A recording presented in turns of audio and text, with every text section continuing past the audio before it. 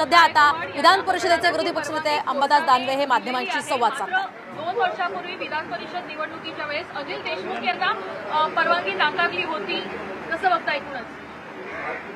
हे पहा, सत्तेचा दुरुपयोग आहे।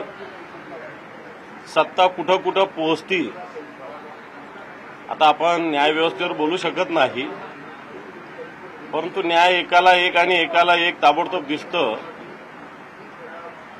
अनिल देशमुखावर आरोप होते तर गणपत गायकवाड स्वतःच्या रिव्हॉल्वर गोळी मारतात हे सगळ्या जगाने बघितलेलं आहे। आणि तरी अनिल देशमुखांना त्यावेळेस मतदानाला येऊ दिलं नव्हतं आणि आज गणपत गायकवाडांना जर अलाउड केलं असेल तर मला वाटतं हा सत्तेचा दुरुपयोग आहे।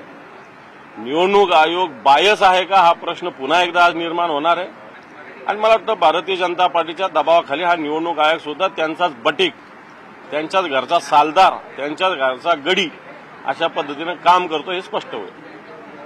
पण सर 2 वर्षापूर्वी जशी विधान परिषदेची निवडणूक होती पण त्यावेळेस त्यांना नाकारण्यात आलं, त्याने हायकोर्टामध्ये पण अप्लाय केलं, तिकडेही नाकारण्यात आलं आणि ते पहिल्यांदाच खालच्या कोर्टाने परवानगी दिली आहे। मी सांगतो ना, मी हा विषय बोललेलो आहे की कशा पद्धतीनं हा बायसपणा आहे, सत्तेचा बेमुरवतखोरपणे वापर आहे हे आपण सगळ्या उघड्या डोळ्याने आपण सगळे बघतोय। विरोध कराल, शिवसेना विरोधी पक्षनेता म्हणून विरोध कराल तुम्ही गणपत गायकवाड? हे पहा, तसं ऑब्जेक्शन दिलेलं आहे, तसं ऑब्जेक्शन निवडणूक अधिकाऱ्यांना दिलेलं आहे। आता पुढचा निर्णय त्यांच्या हाती आहे, आम्ही याच्याशिवाय काही करू शकणार नाही। सर, हिंदी में जानना चाहते हैं, जिस तरीके से आप जो न्याय देख रहे हैं, बीजेपी के एमएलए को वोटिंग करने दी जा रही है, वहीं अनिल देशमुख जी जो पहले जेल में बंद थे उन्हें परमिशन नहीं दी गई। नहीं, ये तो इलेक्शन कमीशन और जो व्यवस्था है ये कैसी बायस से सामने आती है। अनिल देशमुख जब जेल में थे उनको अलाउड नहीं किया गया, उनपे तो आरोप थे, कोई उस पर प्रूफ नहीं था। अभी तो गणपत गायकवाड़ जो विधायक है उन्होंने तो खुलेआम पुलिस स्टेशन में रिवॉल्वर से गोली मारी है।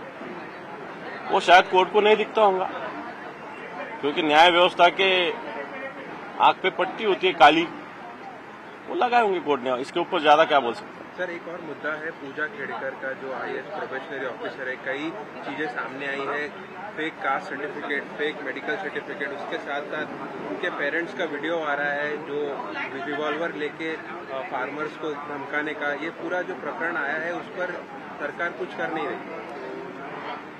जो देखो, आईएएस ऑफिसर होता है बड़ी मेहनत से होता है, उससे समाज की बड़ी अपेक्षा होती है, उसके कुछ प्रोटोकॉल्स रहते हैं। और पूजा खेड़कर जो नाम की आईएएस ऑफिसर है वो तो नई आई है और नए ऑफिसर प्रोबेशनरी पीरियड में जिस प्रकार उन्होंने खुद के प्राइवेट व्हीकल पे लाइट लगाया है वो गलत है। हमने तो जो सुना है कलेक्टर ऑफिस में कलेक्टर जब छुट्टी पे थे तो पूरा सामान उनके ऑफिस का उन्होंने खुद के ऑफिस में लेके आई है। और ये भी सुना है कि उनके सर्टिफिकेट में भी कुछ धांधली है।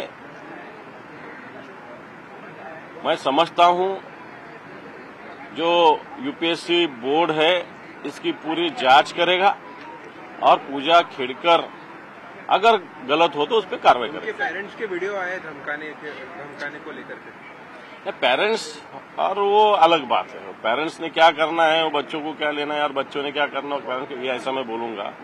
पेरेंट्स ने अगर इसके कारण थोड़ी धमकाया वो अलग होगा, लेकिन पेरेंट्स ने धमकाया हो या न हो उससे मुझे लेना देना नहीं। लेकिन पूजा खेड़कर जिस प्रकार यूपीएससी से आईएएस हुई है इस प्रकार का बर्ताव ये सही नहीं है। महाराष्ट्र में या देश में आईएएस ऑफिसर का एक अलग महत्व है, अलग वजूद है, वो शायद उनसे रखा नहीं गया।